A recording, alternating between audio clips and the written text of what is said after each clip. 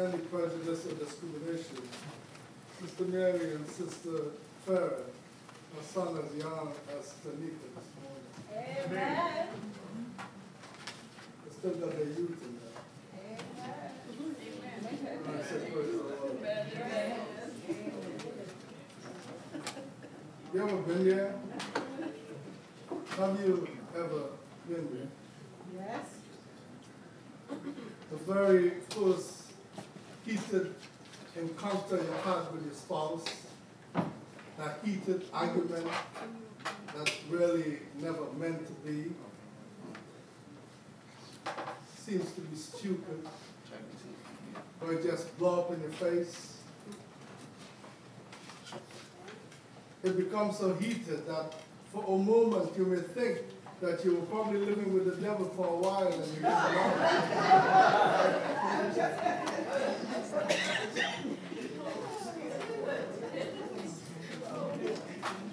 My wife is Spanish, the official language is English. I wouldn't say she had a second language because her English was not fluent. At the moment, she was speaking both languages at the same time, and I wasn't sure if she was speaking in Spanish and explaining in English. But I walked downstairs and I sat down in front of the house, my home, my parents' house. And as I was watching the cars go by, Satan was insinuating all kind of negative thoughts in my mind. And I looked back. And I got like I went down a memory lane, I got a panoramic view of my relationship, my past relationship, for the very moment I met her. And we started to talk, and our courtship bloomed, all the beautiful things we say to each other, the places we go.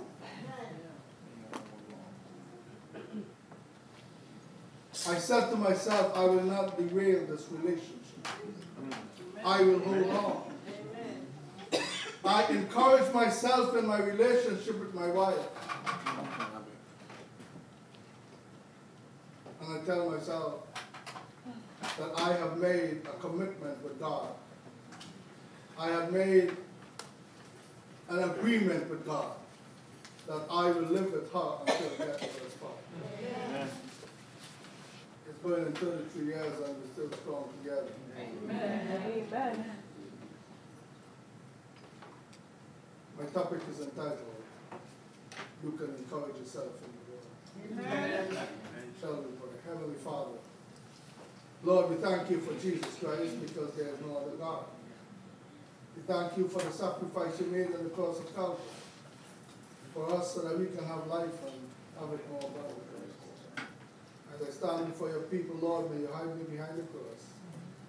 May your name be uplifted. May your name be praised. May your name be exalted above all other gods. Amen.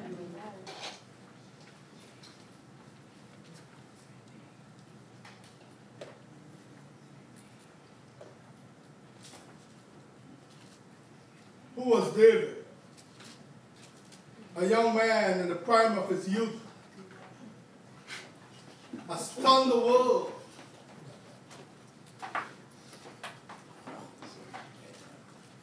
The thing that amazes the people in the world at that time, the young man was just between 18 to 20 years old. The courage, the determination, the bravery and the faith that he demonstrated, it was beyond a natural human being. Nation was scared.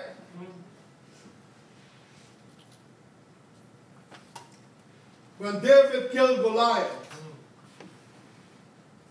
kings and queens and princes and princes, people from all over the region, from the villages, from the town, heard about it.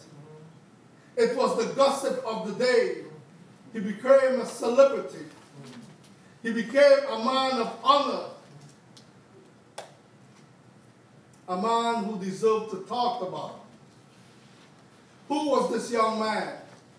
Where did he came from? Who was his parents, his grandparents, his bloodline?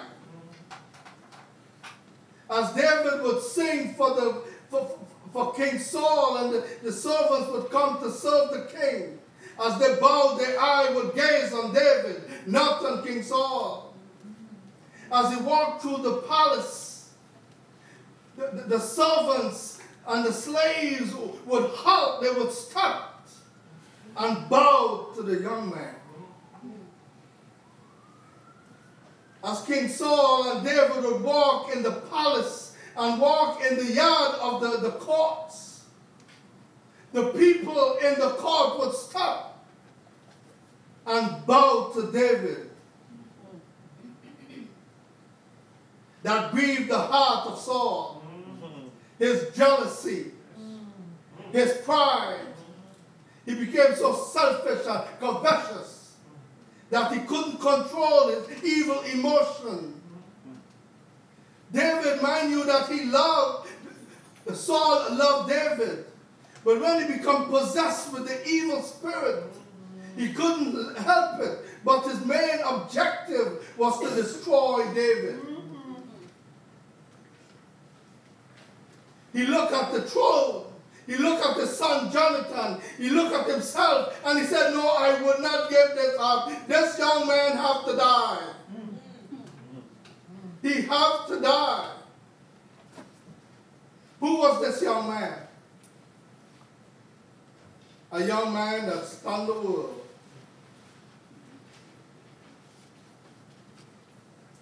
Today, brothers and sisters, you will learn what kind of messed up bloodline David came from.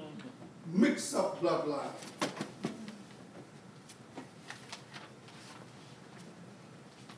You know, turn to your Bible to Genesis chapter 19, verse 50 to 58.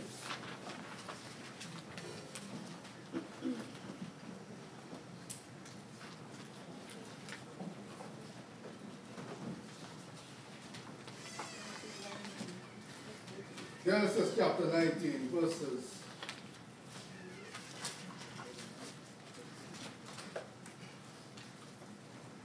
50 to 38.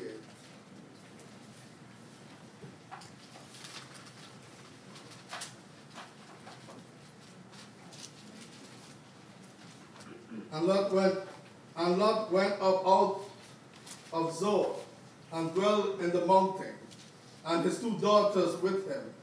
For he feared to dwell in Zoar. And he dwelt in a cave, he and his 2 daughters.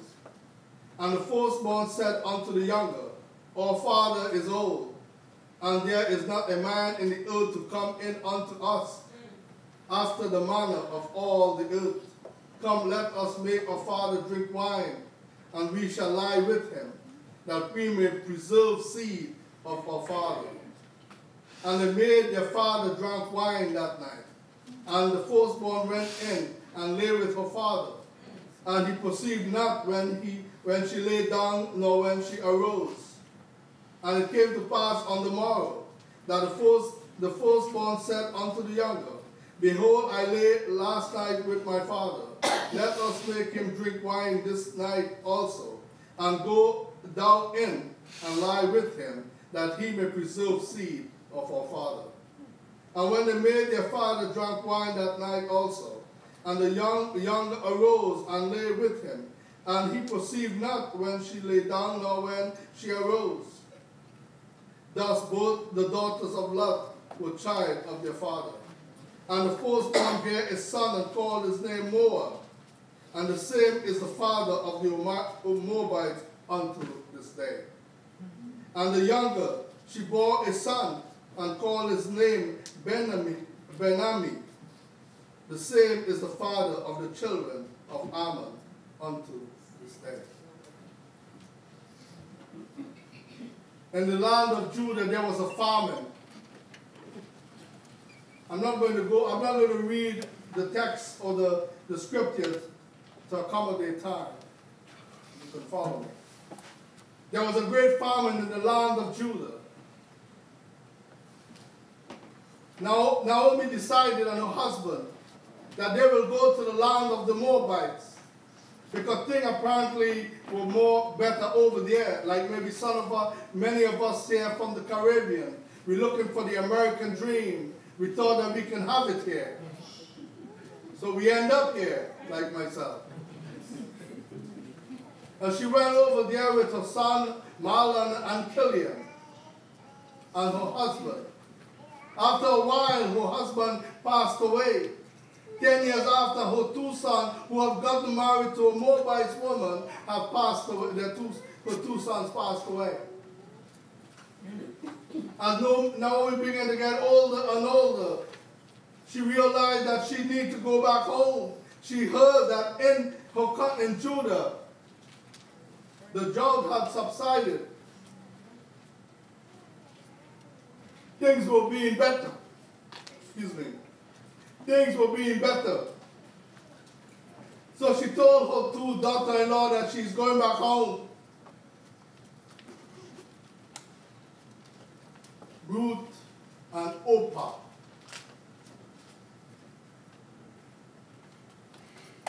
You know, while I was studying this, in my mind, I realized that Naomi had a very, very full impact on the lives of those two young girls.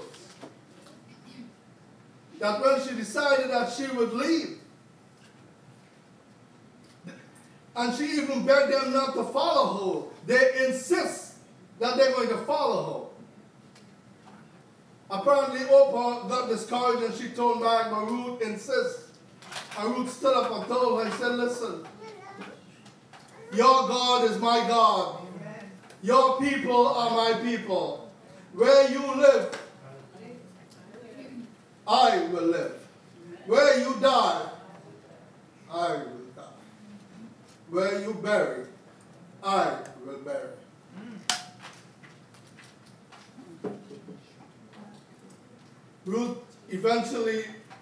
Naomi eventually decided to take her along. In those days, things were hard. It wasn't like us today where we have a zillion pair of shoes and clothes and things like that. Food was very, very hard to get by.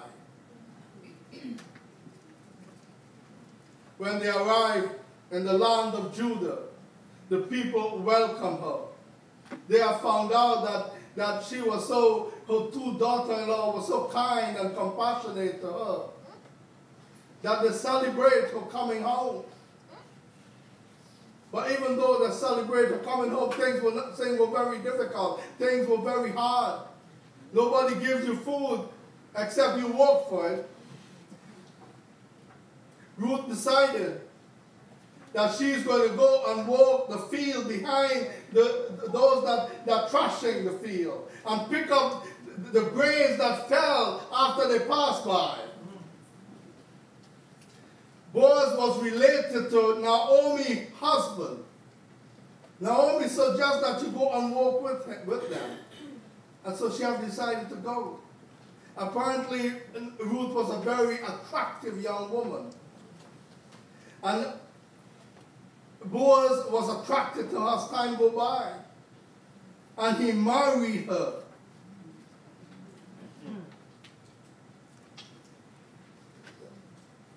And they bore a son. And his name was Obed. Obed bore a son. And his name was Jesse. Jesse was the father of David. Praise it, Lord. This is where David came from. That beautiful and wonderful and miraculous act where David put them in a very compromising position. Saul wanted to kill him. David has to run. David was tired. He's not running alone. He's running with his wife, his children, his men, wives, and their children. David was hiding out. David was hiding out in the mountains. Saul had spies all over. And here it is when Saul found out where David located. he decided that he's going to go there. He rounded up 3,000 of the best men he had just to go after David to take him out. David knew, he understood, and he realized that Saul was coming.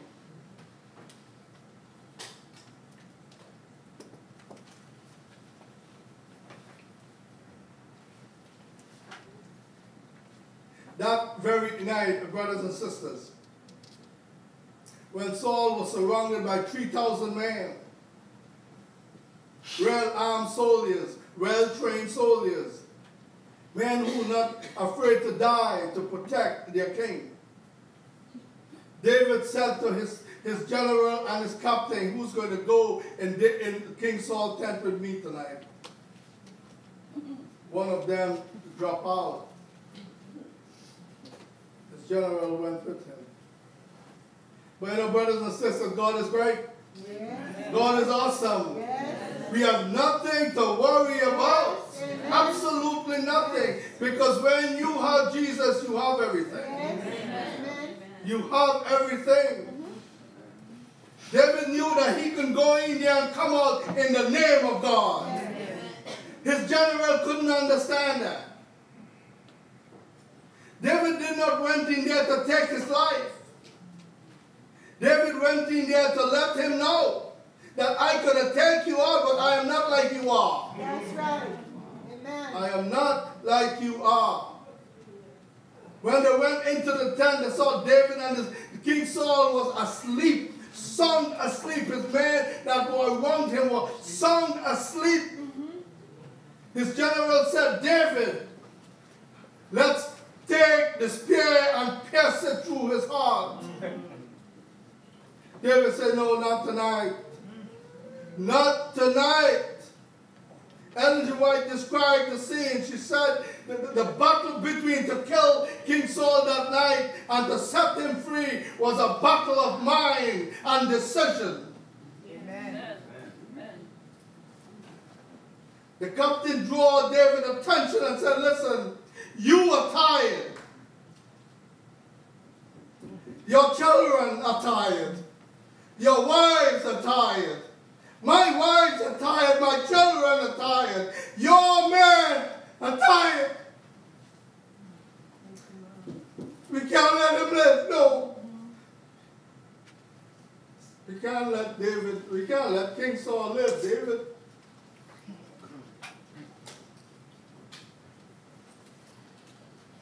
How do you know you make the right decision? How do you determine somebody's death? How do you know that when the decision you make is the decision God wants you to make? David knew God personally. Amen. He knew God personally. David said, we're going to take his spear and we're going to take his water pitcher and we're going to come out. That's what he did. The next morning, David stood on the top of the mountain and he called out to General Abner, who was the general of King Saul's army. And he shouted from the top of his voice. He said, Abner, you were negligent in your responsibility of protecting King Saul.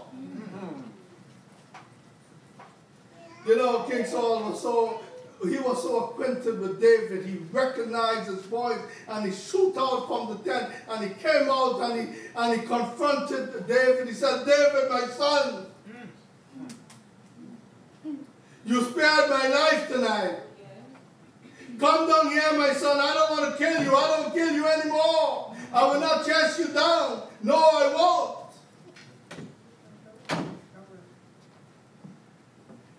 David told King Saul, he said, I don't want to be king. All I want to do is to serve you. Why are you chasing me down like a wild animal? Why you want to kill me? I don't want your throne. No, I don't. Is it possible? Is it possible to love someone that hates you? Is it possible to love someone that is chasing you down for absolutely no reason?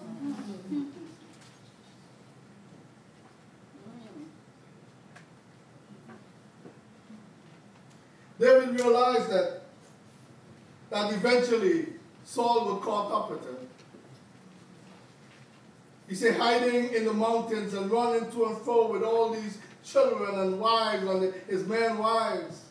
David realized the best thing to do is to go and hide among his enemy, the Philistine. The Philistine was a brutal people. They have no reason. The ability to inflict pain on the enemy was unbearable. When they catch you, they is to take advantage of that. They make fun of you. And here it is, not long David has slew Goliath. But King Achish accepted him. And one day David came and said, listen, instead of living among you with your man, why don't you send me away to another one of your little towns where me and my wives and my children and my man can dwell? And that's what David did. That's what the king did. He sent him to a place called Zillah. Zillah was a little town controlled by the Philistines. Brothers and sisters, sometime in our desperation and frustration in life, it can drive you to do things out of the ordinary. David had become a human trafficker. They began to plunder because it was a way of life, it's a way of survival. Everybody did it. The strong live off of the weak. They would go and plunder and kill. And what they didn't kill, they used to sell. Human beings become a product in society. And there is no difference today. There is absolutely no difference. Because human trafficking is one of the most organized, illegal business in the world. The most profitable business in the world. The most lucrative business in the world. Not drugs, not arms. Human trafficking. When you no longer have use for your body, they kill you and sell your organs. Your organs are being disposed all over the world. Other people inheriting it. Even to this day, things have never changed. Never changed.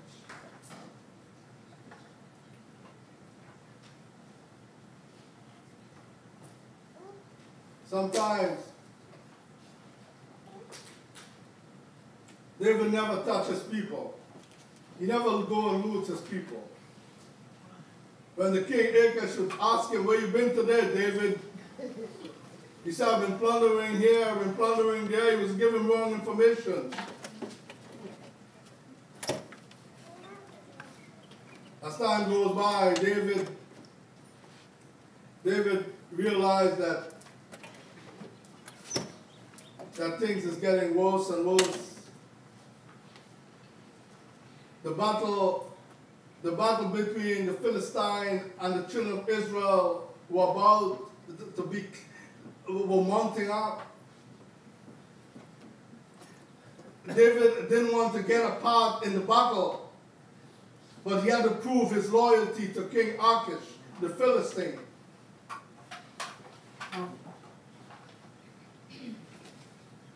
When the day for the battle, David rode down there with his men. And I tell you something, brothers and sisters. We have nothing to worry about. Absolutely nothing. It was wrong for David to go among the heathen, to live among them. It was wrong. Yes. But God didn't leave David alone, That's right. because God looked down into the heart of David and saw that David Yes. is a man after my own heart. Yes. And when David went down there to join to fight against his own people, he put himself in a compromising position. And the Lord opened a way.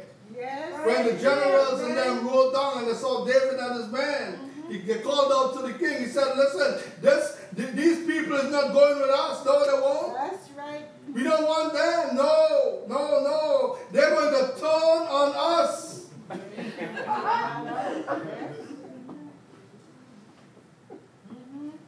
But you know something? David would have never ever turned if he had joined that war. But the fact is, it would afflict him. He would have put him in a different level where he could not lead and be a king over his people anymore. It's true. Yes, right. God miraculously provided a way for David. That's right. The king told David, listen, you take your man and go and sleep. Have a good night. Get up early in the morning and go to your family. Go back home, David. Go to Zillah. See your family. We'll take care of our business here. You are an honest man, David. You're like an angel sent from God. Wow. From all this year you live with me, I have never seen one wrong act that you have committed. You and your man. But it took David 3 days to reach home. When David arrived, you know what happened? The Amalekites have raided Judah and some other Israelite little villages and some little Philistine villages. And here it is, Zillah was caught in that. The good thing about that, brothers and sisters, the good thing about that is that they never killed any human being when they besieged Zillah. They burned it down. But it took all the women, the children, the livestock, and took it back to their country. When David arrived and his men, he saw the place burned down flat. No family, no wife, no children, no old man, no old woman. Everything was gone.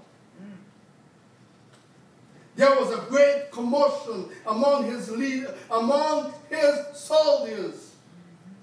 At that moment, David stand alone. They decided to stone him to death. Can you imagine that? Can you imagine? He'd been running all his life. All his life he'd been running. And here it is among his own people. He's plundering and besieging and doing all kind of evil things just to support the whole family. And now they turn on him. It was a way of life. Everybody does it.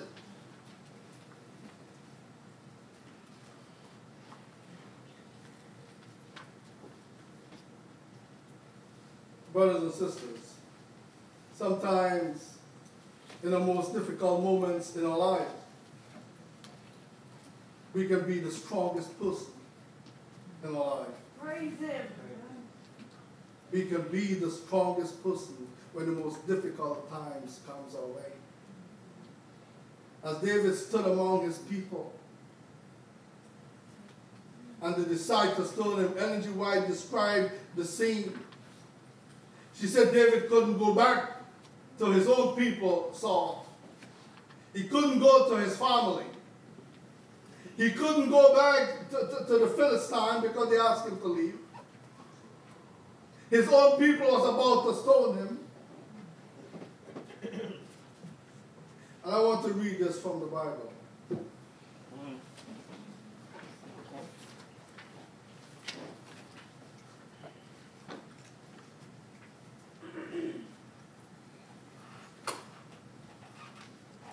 Verse 6.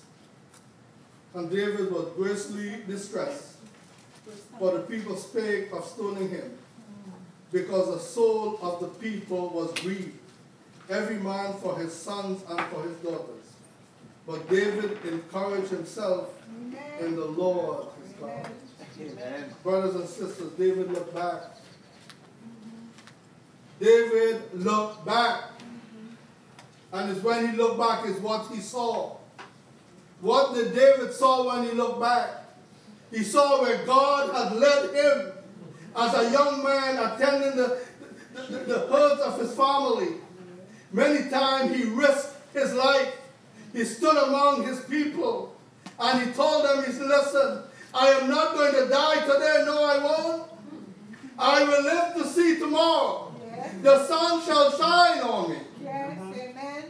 God has always been with me. Yes. And God is with me now as he was with me yesterday. Amen. Amen. David recalled all the beautiful, miraculous moments that God has performed in his life. Amen. And he presented to them.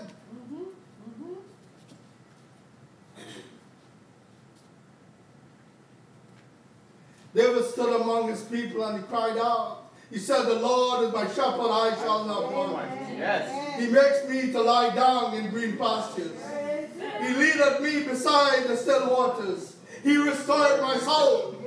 Yea, though I walk through the valley of the shadow of death, I will fear no evil. Amen. Amen. Amen. David called the priests. The Holy Spirit have changed the hearts and the mind of this people. Yes. He called the priests and he questioned the priests and he asked the priests, what do you think we should do? The priest said, follow them. Amen. Follow them. There was an Egyptian slave that was wounded. He was a slave to what? He was an Amalekite slave. And for 3 days he hadn't eaten and he was wounded. They found him, they fed him.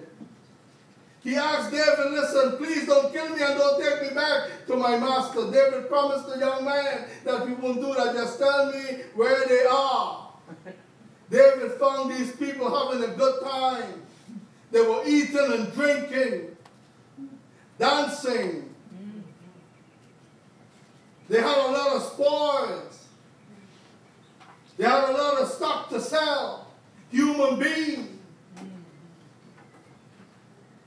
To make a long story short, brothers and sisters, David and his men fought all day, all night, all day.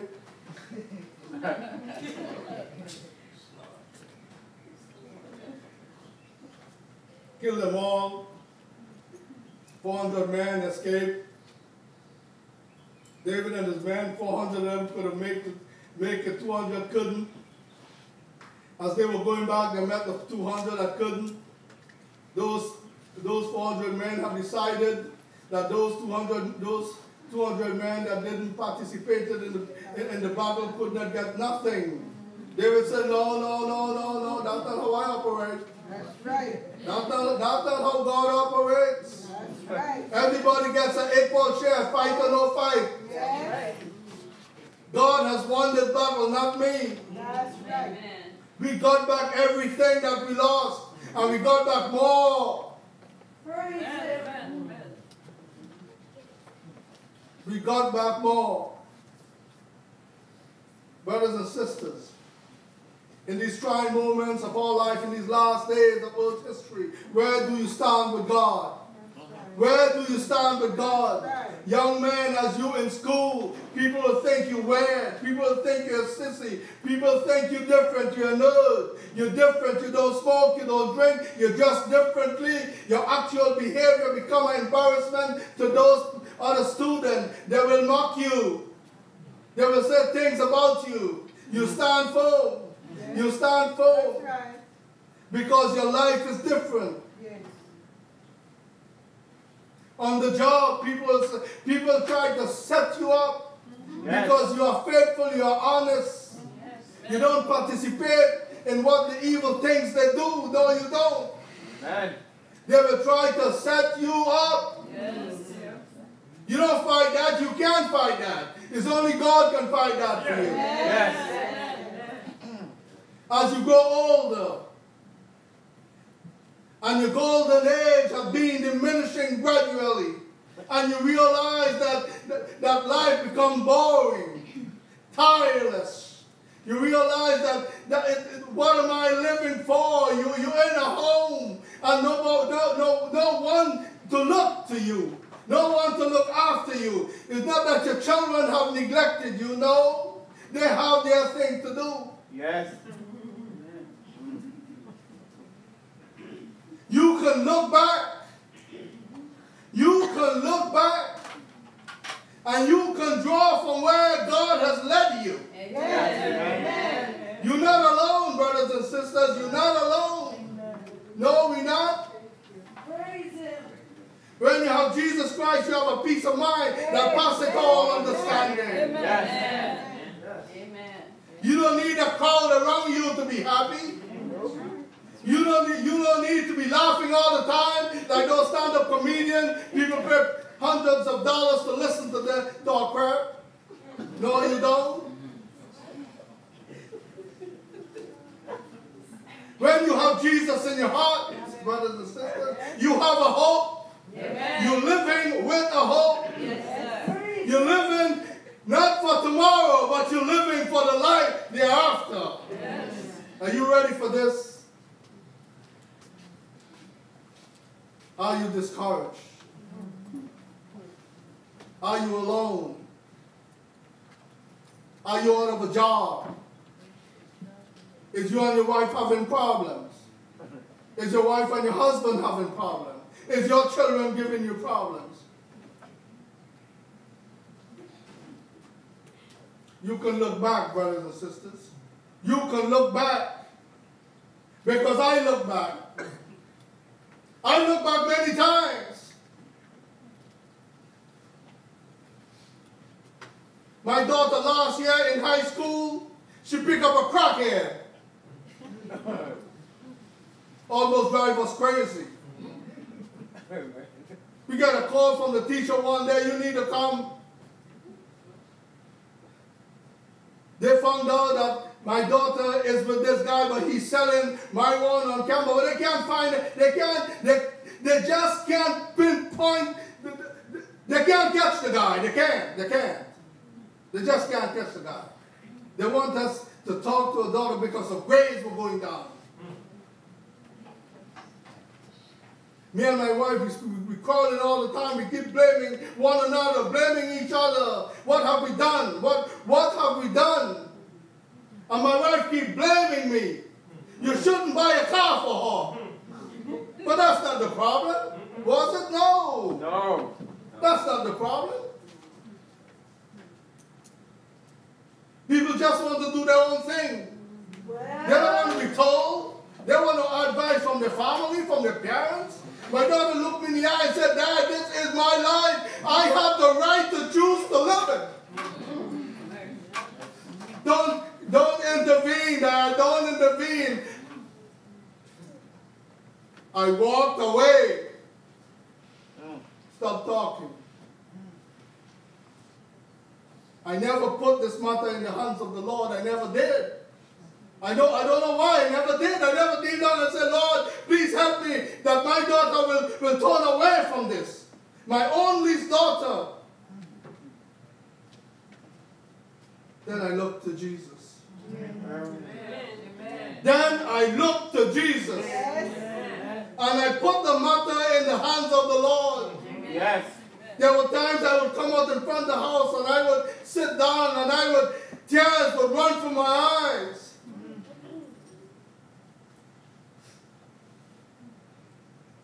One day my daughter came and sat next to me.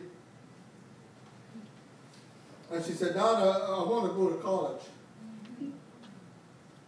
Oh, what a change. What a change. Brothers and sisters, don't you underestimate the power of God. Amen. Don't you underestimate the power of God, brothers and sisters. God is real.